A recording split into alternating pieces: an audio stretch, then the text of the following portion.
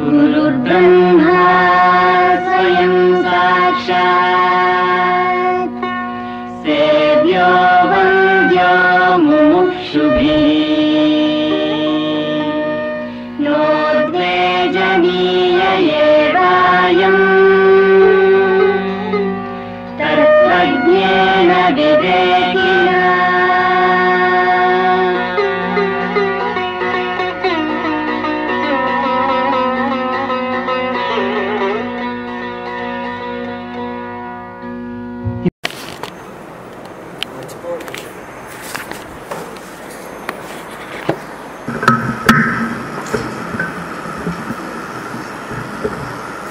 శ్రీరస్తు, శుభమస్తు. బంధువులందరికీ శుభాకాంక్షలు, ఆశీస్సులు.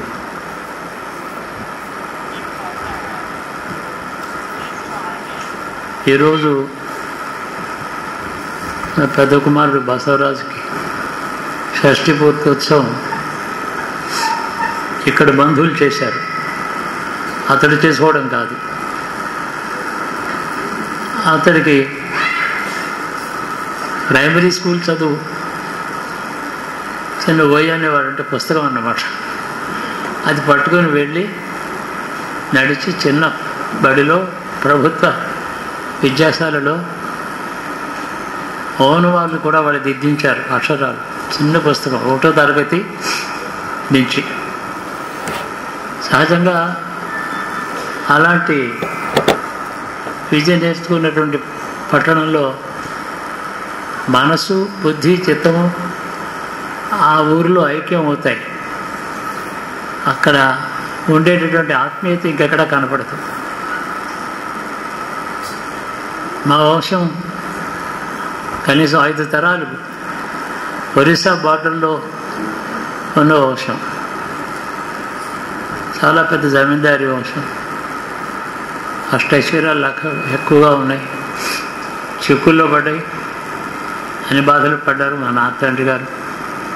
మా తండ్రి గారు, ఆ కుటుంబంలో బసవరాజు పేరు, మా తండ్రి గారు 128వ పేరు బసవరాజు. ఆయన 11వ శతాబ్దం నుంచి వంశవృక్షంలో అదే పేరు కలిగిన వాళ్ళు 127 మంది అయినారు. అంతకుముందు 128 వీర బసవరాజు అని రాసుకునేవారు.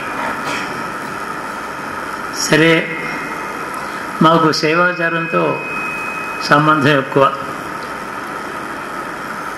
తర్వాత సంస్కృత భాష, ఆంధ్ర భాష, మతంతో సదాచారంతో ఎక్కువ సంబంధం ఉన్న కుటుంబం. చాలా ఐశ్వర్యాలు ఉన్నప్పుడు కూడా వీటి మీద శ్రద్ధ ఎక్కువ ఉండేది. భోగాల్లో ఉన్నప్పుడు ఈ సంస్కృతిని మర్చిపోయిన కుటుంబం కాదు, జాగ్రత్తగా దాన్ని కాపాడుకున్నారు. నాకు నా చిన్నప్పుడు అసాధారణమైన ఐశ్వర్యం చూశాను నేను. ప్రతి పుట్టినరోజుకి కొత్త రత్నహారాలు చేయించేవారు నాకు 7 సంవత్సరాల వరకు. అయితే ఈ ఐశ్వర్యం కంటే మాకు ఎక్కువగా రుచించింది శివభక్తి, ఆ తర్వాత దేశభక్తి. మా నాన్నగారికి శివభక్తి అపారంగా ఉంది. దాని తర్వాత సంస్కృతం, ఆంధ్ర భాషల్లో కవిత్వం కానీ వాటి భాషల యొక్క అభిమానం కానీ ఉండేది. రెండోది దేశభక్తి. అప్పుడు మా చిన్నతనంలో దేశానికి స్వతంత్రం కోసం ఉద్యమం బాగా వ్యాపించింది. కాంగ్రెస్ పార్టీ ఉద్యమం అంటే కాంగ్రెస్ పార్టీయే, ఇంకోటి ఏమీ లేదు అక్కడ. దానికి మా నాన్నగారు కూడా బాగా ధన సహాయం చేశారు. ఆ రోజుల్లో అన్నీ ఉన్నాయి. కానీ ఒరిస్సా బార్డర్ నుంచి గోదావరి తీరానికి వచ్చిన తర్వాత కూడా ఇది మా శాశ్వతమైన సొంత భూమి అని అనిపించలేదు. నాకు అనిపించలేదు, మా నాన్నగారికి అనిపించలేదు. ఎక్కడో ఉంది మన బాధరాయణ సంబంధం ఈ లోకంలో, ఈ దేశంలో. అక్కడికి వెడితేనే శాంతిగా ఉంటుంది. చాలా కాలం తర్వాత ఆ బాధరాయణ సంబంధం ఏదో ఉన్నటువంటి శైవక్షేత్రం వరంగల్ అని తెలిసింది. దానికి ఏదో నిమిత్త మాత్రంగా ఒకటి సంఘటన ఉండాలి కదా. యూనివర్సిటీ నుంచి బయటకు రాగానే ఎక్కడికి పోలేదు, ముంబై పోలేదు, మద్రాసు పోలేదు, వరంగల్ వచ్చాను. వరంగల్లో నాకు ఎప్పుడు కూడా ఓరుగంటి సామ్రాజ్య చరిత్ర మనసులో ఎప్పుడు కూడా మరవకుండా ఉండేది. నిద్రపోతుంటే కూడా అది జ్ఞాపకం వచ్చేది. దక్షిణ భారతదేశంలో దైవభక్తి, గురుభక్తి, రాజకీయంలో పరాక్రమము, ధర్మము, సమతా దృష్టి, పేదరికంలో ఉండేవాడిని పెద్దవాడిని కూడా ఆదరంతో చూడడం మొదలైనటువంటి అత్యుత్తమ గుణములు ఇక్కడ రాజవంశాల్లో ఉన్నాయి. రాజవంశాల చరిత్ర మీరు చాలా చదివితే ఇంత అత్యుత్తమైనటువంటి రాజవంశం ఇది ఒకటే అని మీకు తెలుస్తుంది. చదివితే అర్థమవుతుంది. అది మొత్తం దక్షిణ భారతదేశంలో భారతీయ సంస్కృతిని, దానికి ఎన్నో ఆపదలు వచ్చి శత్రువులు దీని మీద రాక్షస ప్రవృత్తి దీని మీద దాడి చేసి నాశనం చేస్తున్నారు. భారతదేశం చెడ్డ రోజుల్లో 3 శతాబ్దాలు ఇక్కడ నిలబడి పరాక్రమంతో శత్రువులు ఎదిరించింది. పరాక్రమం అంటే క్రూరత్వం కాదు, పరాక్రమమే. క్రూరత్వం అంటే దయాదాక్షిణ్యం లేకుండా అన్ని అది కాదు పరాక్రమం. పరాక్రమం అంటే చెడ్డ శత్రువుని అణిచిపెట్టడం. ఆ గుణం ఉంది. పండితత్రయం, మల్లికార్జున పండితారాజులు మొదలైన మహాపురుషులు, యోగులు, శివయోగులు, రాజవంశానికి గురువులు. వాళ్ళు అత్యుత్తమైనటువంటి గురువుని ఆశ్రయించిన చక్రవర్తి పదవి ఏదైతే ఉందో అది మన ఆదర్శం. శ్రీరాముడికి కూడా గురువు ఉన్నాడు, శ్రీకృష్ణుడికి గురువు ఉన్నాడు, ప్రతి అవతారానికి గురువు ఉన్నాడు. ఆ గురువు చెప్పినట్టు ఆ తర్వాత శిరోధార్యంగా భావించి రాజ్య పరిపాలన చేసినటువంటి రాజులు శాశ్వతంగా బ్రహ్మలోకానికో స్వర్గలోకానికో వెళ్ళారు. యుద్ధం తప్పనిసరి అయితే చేశారు, రాజకాంక్షతో చేయలేదు. ఆ విధంగా సాంప్రదాయం బాగా నడిచింది ఈ దేశంలో. భారతదేశం ఏ దేశం మీద కూడా దండెత్తి దోచుకోలేదు. భారతదేశం మీద దండెత్తని పరాయి రాజ్యం లేనే లేదు. అందరూ దండెత్తారు. భయంకరమైన ఆపదల పాలైంది ఈ దేశం. ఈ సంస్కృతి మీద ద్వేషం, ఈ భాషల మీద ద్వేషం, ఈ ప్రజల యొక్క మత విశ్వాసాల మీద ద్వేషం దీన్ని బాగా చాలా నాశనం చేసి ఆ విధంగా 1000 సంవత్సరాలు గడిచింది. ఆ కాలంలో ఇక్కడ కాకతీయ సామ్రాజ్యం శివభక్తిని, మరొక విష్ణుభక్తిని గౌరవించి విష్ణు అవతారాలకు సంబంధించినటువంటి వాంగ్మయాన్ని కూడా ప్రోత్సహించి అందరినీ సమదృష్టితో గురువుగానే చూశారు. భేదదృష్టి లేనటువంటి శివభక్తి. ఇక్కడ అద్భుతమైన సాహిత్యం, పండితారాజు చరిత్ర, బసవేశ్వర, బసవ పురాణం మొదలైన గ్రంథాలు చూసేటట్టయితే ఆ శివభక్తి ఏమిటి, ఎట్లాంటిది?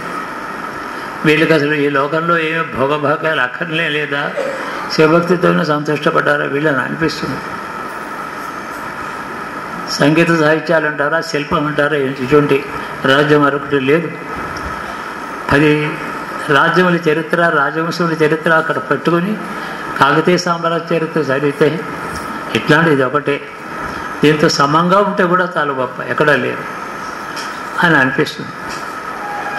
నా లోపల ఉండేది, మా నాన్నగారి లోపల ఉండేటటువంటిది శివభక్తి, భారతీయత ఎందు తాత్పర్య బుద్ధి, సనాతన సాంప్రదాయం మీద ఉండేటటువంటి మోహం నుండి, లాలస నుండి, భక్తి నుండి, విశ్వాసం నుండి అవన్నీ ఇక్కడ తృప్తి పొందాయి. ఇక్కడికి వచ్చాక తృప్తి కలిగింది. నా స్వస్థానానికి వచ్చాను నేను అని అనిపించింది. నాకు చాలా ఆపర్చునిటీస్ వచ్చాయి. బొంబాయిలో పెద్ద ఉద్యోగం వచ్చింది, ఇంకేదో నాసిక్లో ఇంకో ఉద్యోగం వచ్చింది. ఇది కాక నాకు ఉద్యోగం చేయాల్సిన అవసరమే లేదు, చాలా ఆస్తులు ఉన్నాయి.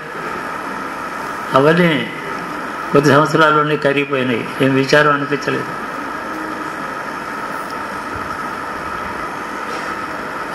బసవరాజు పుట్టినప్పుడు నాన్నగారు మీ పేరు పెడుతున్నాను అని చెప్పారు. మంచిది, నాకంటే మంచి కూడా రావాలి వాడికి, అంతే.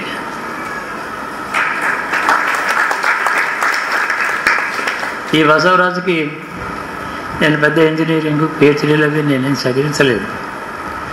నా అంతస్తుకి, నా హైషియత్ అంటాం ఎంత ఉందో అంతే చదివించాను. అదిగో గవర్నమెంట్ స్కూల్ ఉంది, పేదవాళ్ళందరూ అక్కడికి పోతున్నారు, అక్కడే చదువు. తర్వాత ఏదో గవర్నమెంట్ మిడిల్ స్కూల్ ఉంది, అక్కడ చదువు. బస్ అయినా కూడా చదువులు డిగ్రీల మీద ఆధారపడకుండా గౌరవంగా జీవించడం నేర్చుకో అన్నాడు. వాడికి భగవంతుడితో ఒక ప్రతిభ ఉంది నాకు తెలుసు. సైన్సెస్లో, ఇంజనీరింగ్ సైన్సెస్లో సొంతంగా ఆలోచించే విషయాన్ని తెలుసుకునే గ్రహించే శక్తి ఉంది వాడికి. అయితే అది డబ్బు సంపాదించడానికి డిగ్రీ వస్తుంది, కానీ డిగ్రీ వల్ల సంపాదిస్తాం, కానీ ప్రతిభ లేవుడు సంపాదించలేడు. లోటు లేకుండా జీవించాడు. అయితే కోట్లు ధనం సంపాదించాడా, ప్రాపర్టీ సంపాదించాడా, పెద్ద పెద్ద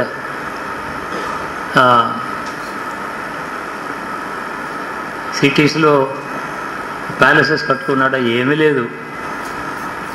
కానీ ఇతడు సంపాదించినటువంటి ఐశ్వర్యం మరి ఎవరికి దొరకలేదు. ఏమిటి ఐశ్వర్యం?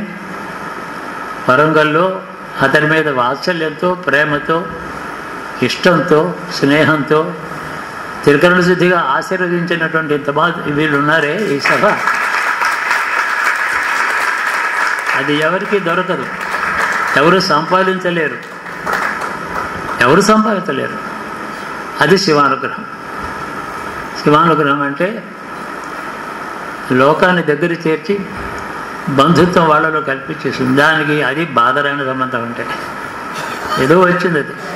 కాబట్టి ఇతడు 60 సంవత్సరాలలో చాలా సంపాదించాడు, చాలా ధన్యమైన జీవనం జీవించాడు. అదృష్టవంతుడు, భాగ్యవంతుడు అని నేను అంటాను.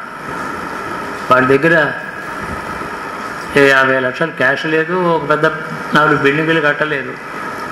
అయినా ఏదో చాతరని విధంగా శివ పూజ, అతిథి పూజ, బంధువులు మేము అందరినీ వినయంతో ఆదరించడం, ఇవన్నీ ఉండే చాలు. ఈనాడు షష్ఠి పూర్తికి ఏ ఊరు చేయాలి, ఏ ఊళ్ళో చేయాలి? భీమునిపట్నం కాదు, విశాఖపట్నం కాదు, హైదరాబాద్ కాదు, వరంగల్లే ఎన్నుకున్నాం. అంతకన్నా మంచి చోటు లేదు. ఇక్కడ పెరిగారు. ఈరోజు ఎంతో పెద్ద మందులు వచ్చారు. మన జస్టిస్ భాస్కర్ రావు వచ్చారు, మన వైస్ అడ్మిరల్ ఆయన వచ్చారు, పెద్దలందరూ వచ్చారు. ఈ ఊళ్ళో మా శైవాచార పండితులు వారు వచ్చారు, కెప్టెన్ గారు వచ్చారు. వీరందరూ మాకు ఇవాళ పరిచయం. 50 సంవత్సరాలు అయింది, 40 సంవత్సరాలు అయింది. 1970 ఆ ప్రాంతాల్లో మాకు పరిచయమైన వారు. సుప్రసన్న ఉన్నారు ఇక్కడ, ఇంకా భూమయ్య గారు ఉన్నారు, ఇంకా ఉన్నారు. ఈ సభలో ఎంతంత పెద్దలు పిలిస్తే కూడా అంత టైం దొరికి ఇక్కడ రావడం ఈజీ కాదు. వచ్చారు. ఇదే వారు సంపాదించుకున్నటువంటి గొప్ప ఐశ్వర్యం. అలభ్యం, అందరికీ దొరకని ఐశ్వర్యం. అది లభించింది కాబట్టి జన్మ సార్థకమనే అంటారు. ఇంకా ఏమిటంటే పూర్ణాయుర్దాయం అనే మాట అంటాం. పూర్ణాయుర్దాయం అంటే ఏమిటి? జీవితానికి ఏదో ఒక పరమార్థం ఉంటుంది. ఆ పరమార్థం ఏదో సంపాదించుకోవడం, అంతవరకు జీవించడం పేరు పూర్ణాయుర్దాయం. ఆ పరమార్థం అందరికీ ఒకటి ఉండదు, ఏదో ఒకటి ఉంటుంది. ఆ పరమార్థం సంపాదించడానికి మొదటి మెట్టు సమాజంతో సన్నిహిత బాంధవ్యం, గౌరవం సంపాదించుకోవడం. తర్వాత పరమార్థం ఏదో. అంటే ఎన్ని సంవత్సరాలు ఉంటే సంపూర్ణం చెప్తాం. శంకరాచార్యుడు 32 సంవత్సరాలు వెతికాడు. అయ్యో పాపం అల్పాయుర్దాయంలో పోయినాడు అని అంటామా? ఆయన జీవితంలో అవసరమైన పని చేసి మరిపోయినాడు. అది పూర్ణాయుర్దాయం. అలాగే 60 సంవత్సరాలు పూర్తయిన తర్వాత జన్మని సార్థకం చేసుకోవాలి. ఇప్పుడు నేను ఇచ్చే ఆశీర్వచనం ఎలా ఉంటుంది? నాయన, ఇక నుంచి నీ బిజినెస్ చాలా బాగుంటుంది, నీ ఇంటర్ప్రిటేషన్ కొన్ని కోట్లు సంపాదిస్తావు, నీ ఇండస్ట్రీ చాలా బాగా నడుస్తుంది. ఇదే ఆశీర్వచనం. శేష జీవితం సార్థకం కావాలి అని. In fact long life short life కాదు, purposeful life, purposeful happy conclusion of life, peaceful life, అది 100 years or 30 years. నేను అదే ఆశీర్వదనిస్తాను. జన్మ సార్థకం చేసుకో. ఈ దేశంలో మోక్ష విద్య ఉంది, అక్కడి నుంచి కిందకు వస్తే లలిత కళలు ఉన్నాయి, రాజకీయ శాస్త్రాలు ఉన్నాయి, ఏ విధంగా దేశాన్ని పరిపాలించాలో శాస్త్రాలు ఉన్నాయి. మనకి పేదలకి దానం చేయడం, సేవ చేయడం అంటే ఎలా చేయాలో అది కూడా మనకి చెప్తున్నారు. ఈశ్వరుడు చేరుకోవడం ఎలాగో చెప్తుంది. ఇంత రిచ్ కంట్రీ, ఇటువంటి అద్భుతమైన ఐశ్వర్యం ఉన్న దేశం, ఇక్కడ పుట్టడమే ఒక అదృష్టం. అమెరికాలో పుట్టి ప్రెసిడెంట్ అయినా ఇంత అదృష్టం కాదు. చాలా గొప్పది, చాలా గొప్పది ఇది. శేష జీవితాన్ని అలా సార్థకం చేసుకో. ఎన్నాళ్ళు కొట్టు సంపాదించకపోయినా అనవసరాలు లోటు లేకుండా అతిథికి అన్నం పెట్టి ఉన్నావు కదా, అది చాలు. ఇంకా ఆ మాత్రం జీవితంలో లోటు లేకుండా నడుస్తుంది. వస్తే ఇంకొక అడుగు, ఒక అంగుళం పెరుగుతావేమో తెలియదు, కానీ దానికోసం కాదు జీవిత పరమార్థం. ఈశ్వరారాధన. కన్ను మూసుకుంటే శివధ్యానం చేయాలి, మహావిష్ణువుని ధ్యానించాలి. కన్ను తెరిస్తే దేశాన్ని చూడాలి. రెండే పద్ధతులు. కన్ను తెరిస్తే చుట్టూ కష్టాల్లో ఉండేవాళ్ళు, చాలా ఉత్తములు, కష్టపడుతున్నటువంటి మంచివాళ్ళు కనబడతారు. కష్టార్జిత రోజు 8 గంటలు లేబర్ చేసి కుటుంబాన్ని పోషించుకుంటున్నట్టు పేదవాళ్ళు కనబడతారు. ఐశ్వర్యవంతులు ఉండొచ్చు, ఐశ్వర్యం వల్ల గొప్పతనం ఏమి ఉండదు, సుఖపడతారు. దాన్ని సద్వినియోగం చేసుకుంటే మళ్ళీ ఐశ్వర్యం వస్తుంది. ఇలాంటి విలువలు ఉన్నటువంటి దేశంలో శేష జీవితాన్ని, దేశాన్ని చూస్తూ, ఈశ్వర ధ్యానం లోపల చేసుకుంటూ, దేశాన్ని చూస్తూ, చేతనైన సేవ పేదలకి చేస్తూ, సంస్కృతిలో జీవించి సుఖజీవనం చెయ్యి. అది ఎంతైనా కావచ్చు. మా తండ్రి గారు 104వ సంవత్సరం ఇంకొక 10 రోజులకు పూర్తి అవుతుందనగా చనిపోయారు. చాలా ఐశ్వర్యాలు ఉన్నాయి, చాలా కష్టాలు పడ్డారు. అన్నీ ఆయనకి రివర్సెస్ లైఫ్లో. ఇప్పుడు సక్సెస్ అంటే ఆయనకి ఏమిటి తెలియదు అసలు. అయినా ఈశ్వరుడి మీద రోజు శ్లోకం, పద్యం రాసుకొని హ్యూమరస్గా మాట్లాడుతూ హాయిగా లైట్ హార్టెడ్గా సుఖంగా జీవించారు. ఆయన విచారము లేదు, దుఃఖము లేదు, ఐశ్వర్యం పోయిన తర్వాత. సో అలాంటి జీవితం అంటే ఏంటంటే, failures and disappointments should not make you week, they must make you stronger every instance. అలాగా స్ట్రాంగ్ విల్డ్ జీవితాన్ని జీవించమని ఆదేశం నాకు, అదే ఆశీర్వదనం. ఎందుకంటే ఇంత ఐశ్వర్యం ఎవరికి దొరకదు. ఎంతమంది ఇంత దూరం నుంచి ఇక్కడికి వచ్చి శుభాకాంక్షలు ఇచ్చారనంటే ఎంత అదృష్టం, ఎంత శివానుగ్రహం. దీన్ని నిలబెట్టుకో, ఈ బాంధవ్యాన్ని గౌరవంతో నిలబెట్టుకో, సుఖజీవనం చెయ్యి, గృహస్థ ధర్మంలో ఏ లోటు లేకుండా జీవించు, చేతనైనది సేవ దేశానికి పేదవాళ్ళకి చెయ్యి, సంస్కృతిని మాత్రం కాపాడుకో, దేశంలో సంస్కృతిని ప్రోత్సహించు, ఎవరైనా మర్చిపోతే వాళ్ళకి గుర్తు చెయ్యి. నీకున్న తెలివి, నీకున్నటువంటి సద్గుణములు ఏవైనా నీకుంటే అది దేశానికి నీకుండేటటువంటి అభివృద్ధి, అంతరాత్మ అభివృద్ధికి వాడుకో అని చెప్పడమే నా కర్తవ్యం. మీ అందరికీ ఏం చెప్పను నేను థ్యాంక్స్ ఏం చెప్పగలను, వాడు చెప్పాడు అంతే. నేను వాడిని అభినందిస్తున్నాను, ఇంత ఐశ్వర్యం వాడికి దొరికినందుకు. ఇది గొప్ప ఐశ్వర్యం. అందుకని ఏదో ఈ పట్టణానికి ఏదో గొప్ప భవిష్యత్తు ఉందని నాకు కలలు కంటున్నాను. పగటి కళలు కాదు, నిజం కళలు. పగటి కళలు ఊహించుకుంటే అలా కాదు, నిజంగానే వస్తున్నాయి కళ్ళు, ఎప్పుడూ వస్తున్నాయి. దక్షిణ భారతదేశంలో అత్యుత్తమమైనటువంటి సాంప్రదాయ సిద్ధమైనటువంటిది 10వ శతాబ్దం తర్వాత రామాయణ కాలం, భారత కాలం మర్చిపోయి 5000 సంవత్సరాలు అయిన తర్వాత ఈ దక్షిణ దేశంలో గొప్ప ఉజ్వలమైనటువంటి భారతీయతతో నిండినటువంటి ఐశ్వర్యం ఇక్కడ ఉండింది. కాబట్టి దీనికి ఇంకా ఉజ్వలమైన భవిష్యత్తు మరొక మాట దీనికి లభించాలి. అదేదో నా కోరికల్లో ఉన్నాయి. ఈశ్వరుని అడుగుతూ ఉంటాను. ఈశ్వరుని అడిగి వరం సంపాదించాల్సినంత తపస్సు లేదు. అయినా అడగడానికి ఏమైంది, అడగవచ్చు. ఆయన నన్ను ఏమంటారు, నేను తపస్సే లేదు కదా ఎందుకు అడుగుతామని అట్లా అనలేదు నన్ను ఆయన. అడగడం మన ధర్మం. ఇచ్చేవాడు ఉంటే అడుగుతాం కదా. నా జీవితం చాలా బాగా గడిచిపోయింది. మొదటి 20 సంవత్సరములు, ఇంతవరకు తర్వాత 20 సంవత్సరములు ఆంధ్రదేశంలో గడిచిన మధ్యభాగం అంతా 63 సంవత్సరాలు అయింది ఇక్కడ అడుగుపెట్టి. చాలా బాగుంది. అదొక అదృష్టం. విశేషించి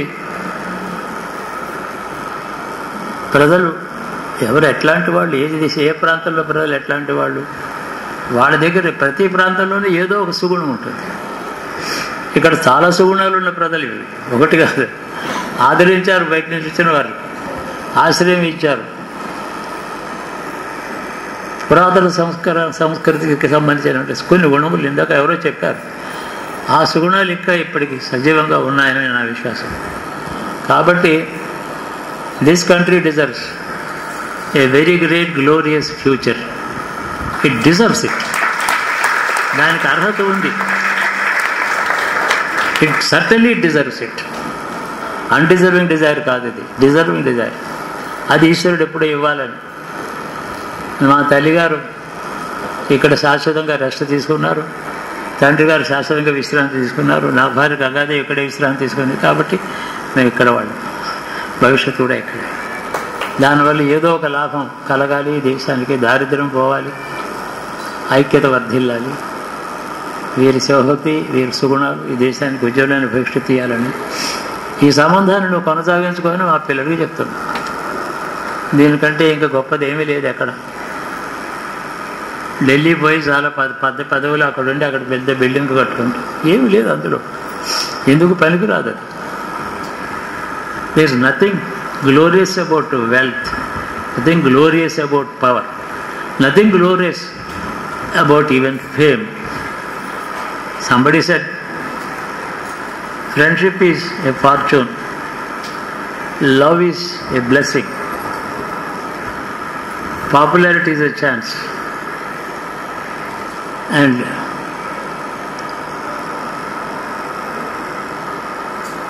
ఆఖరి మాట అన్నాడు, ఫేమ్ ఈజ్ అన్ యాక్సిడెంట్ అన్నాడు. Fame is an accident. All deserving people are not famous, all famous people are not deserving. కాబట్టి మనకి సంపాదించింది బాంధవ్యమే గొప్పది, చాలు. నేను ఇవన్నీ అడగొద్దు, ఈశ్వరుని బాగా సుఖజీవనం అడుగు అని చెప్తాను. ఈ బాంధవ్యాన్ని కొనసాగించుకుంటూ ఉండని వాళ్ళకి చెప్తాం. మీ అందరికీ శుభాశీస్సులు చెప్పుకుంటూ ఎక్కువ మాట్లాడానేమో, నాకు టైం తీసుకున్నా తెలియదు. మీ భోజనానికి కూడా ఆలస్యమైంది. ఇంకా నిర్వాహకులు చప్పున వారికి భోజనం పెట్టి ఆలస్యాన్ని క్షమాపణ అడగమని చెప్తాను.